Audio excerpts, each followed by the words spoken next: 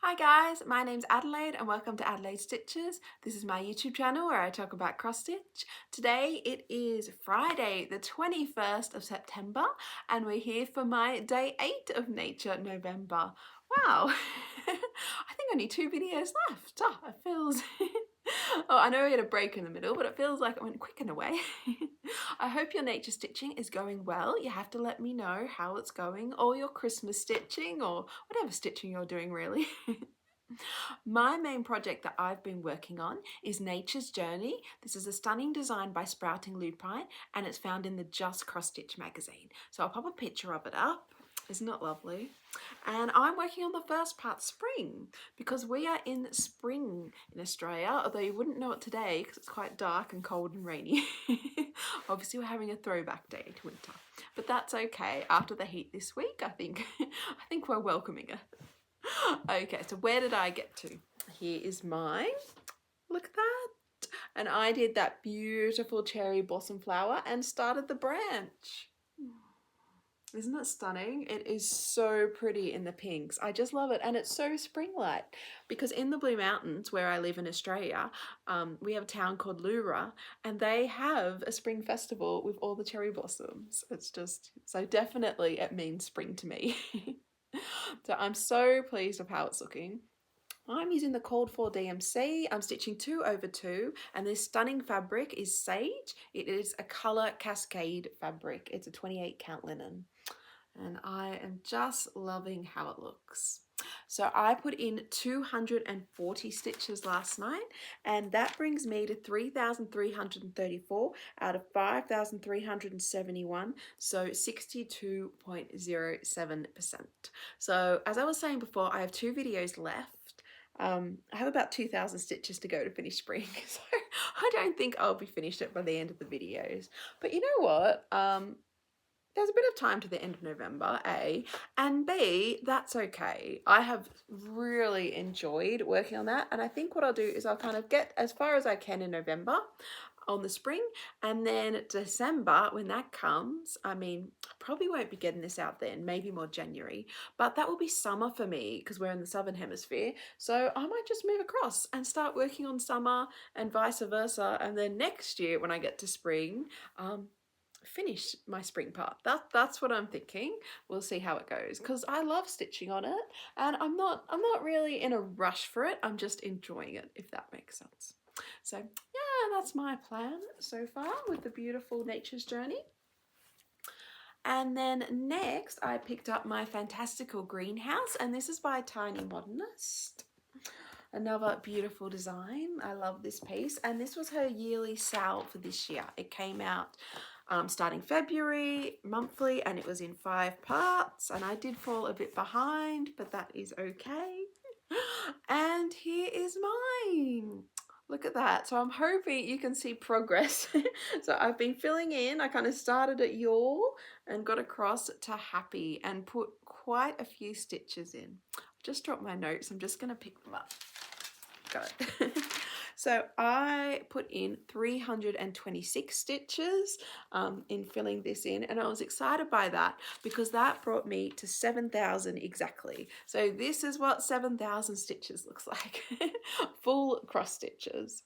Yeah, it's not as much as I thought it would be actually, but yeah, it's 7,000. So that's out of 15,458 and I'm at 45.28%. So once I finish that, maybe I'll be at halfway. We'll have to see. But no, I'm really pleased with how it's looking. This is 14 count Aida, hand dyed by me. I'm using the called for DMC. It is stitch 2/1. And look at that. It looks amazing. So I am pleased I brought it to 7,000 because I did talk about this, I think, earlier in the month, that I would like to bring my whips to kind of nice round numbers. And then when I pick them up, when I'm not, I guess, doing a daily video series, my aim would be to do 500 and get this to 7,500 and then next time 8,000 and kind of keep those goals going so I get more progress in it. And it was nice having something to aim for. I mean, that's why I did 326 stitches. I thought, no, I want to reach 7,000 and that kept me on track. So I'm pleased with that. That was a plan that worked, and I actually think that was even my goal for November on my November acrostic that I have on my Facebook page or Facebook group, Adelaide Stitches. I'll pop a quick picture of it up. So, you know, one goal met.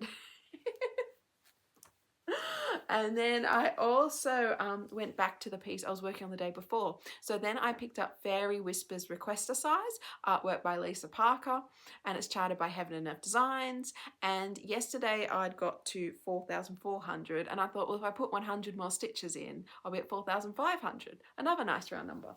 So that's what I did. So I put 100 stitches of dark, the darkness. I think it was 823, that dark navy in there. And it's funny because I don't know if you can see kind of that round. I think that's meant to be like a tree hollow. So I thought, oh, you can kind of see something that's going on, kind of, which is nice. This is, I'm using DMC. I'm doing 2/1 10 stitch on 25 count easy grid. It is by Even Weave by Zweigart. So yeah, I'm happy. I'm now at 4,500 out of 184,875. If I say it quickly, it's not as big. And that's 2.44%. So yeah, next time I pick this up, I will be aiming to do 500 stitches and get it to 5,000.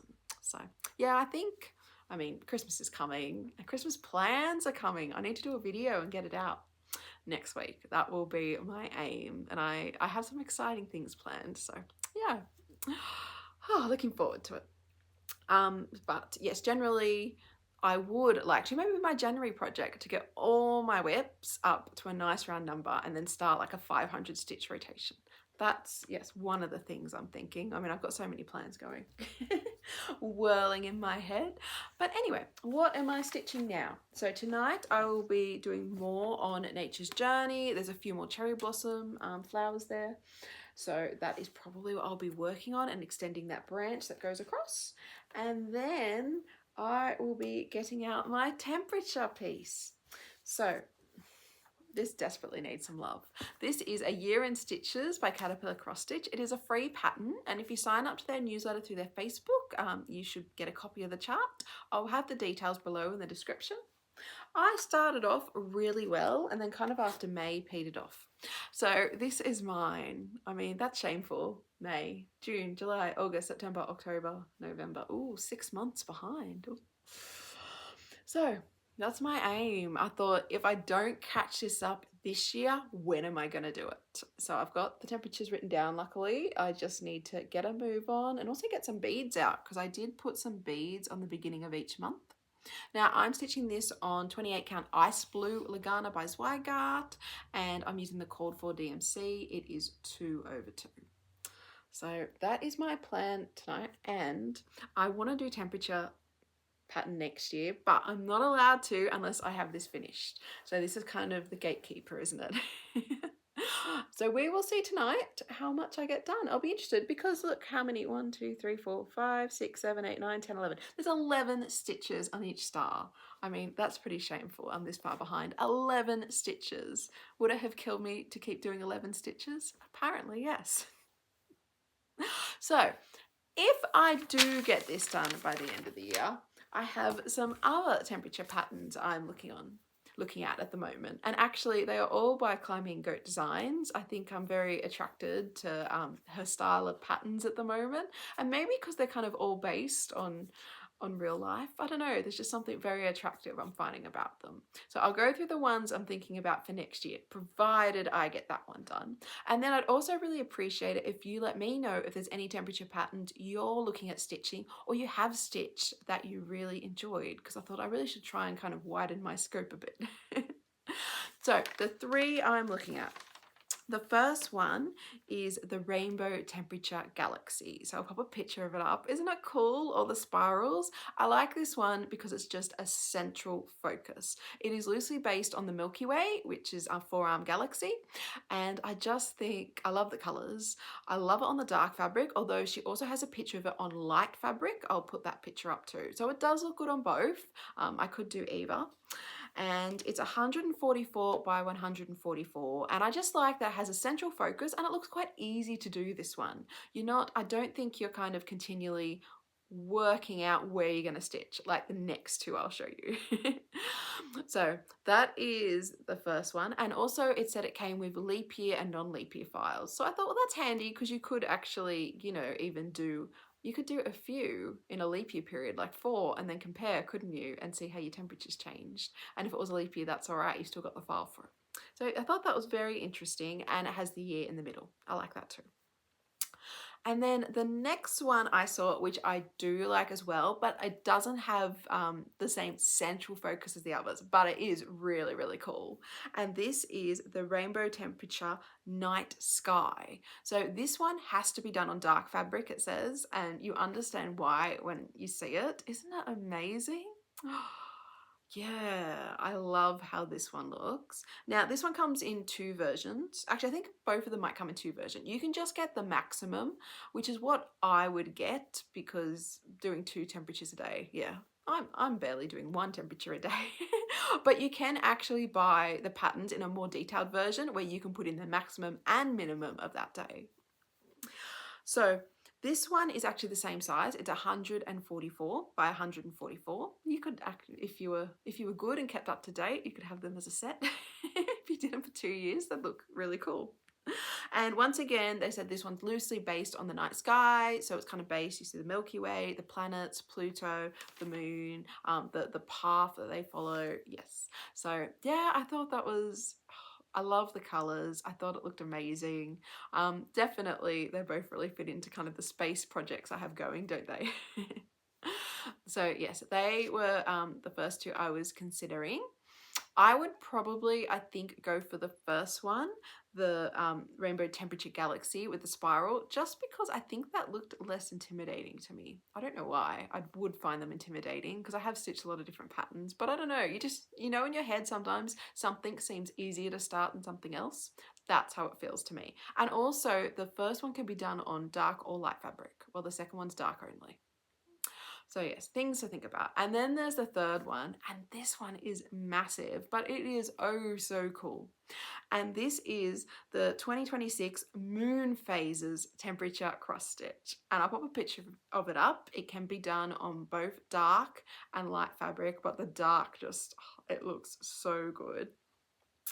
And this has been redone for 2026. So it has the moon phases and it has them according to, well, it's pretty likely it has them according to where you are in the world, because it says it has moon phase charts in 14 time zones, including across Canada, US, Europe, except for Belarus, Iceland, Russia, and Turkey. I wonder why they left out. Anyway, that's probably something. No, I don't know if they'd be too close. I don't know. Australia, New Zealand, and Canary Islands are all in it. So yes, how amazing is this? You can combine the moon phases with your temperatures, and there is both a maximum temperature, which is what I would look at, and as well as the maximum and minimum temperature as well. So it is pretty cool. It is really big. It is 296 by, sorry, 295 by 189. So wow, but it is cool. And apparently when you do it, the moons are orientated the other way up in the charting for Australia and New Zealand because we're the Southern Hemisphere. Yeah, really impressed by the level of detail that she puts into her designs. That is what's incredible about Climbing Goat designs. I feel all of them are really researched. So yes, that's what I'm thinking. But what's the proviso? Yeah, I need to get this one done. If I don't get this one done this year, I'm just going to be like, no, it's a nice idea, but temperature patterns aren't for me. So yes, that's what I'm thinking. I think I'm pretty close to doing that sun that's in the middle as well. And I really liked how the Climbing Goat designed ones had the year. So I would like to figure out where to put the year in as well for this one. But yes. So yeah, I think that's it for me today. Let me know, as I said, if you're a temperature stitcher. If so, do you have a preferred pattern or what are you thinking about doing? I'd really be interested to know. We are getting perilously close to Christmas, aren't we? It's the 21st. Wow. So yeah, let me know if you've begun your Christmas stitching yet. Obviously I haven't. I guess that is next week's role, isn't it? All right, well, have a fantastic day, everyone. I will see you tomorrow for day 9. Take care, happy stitching, and bye.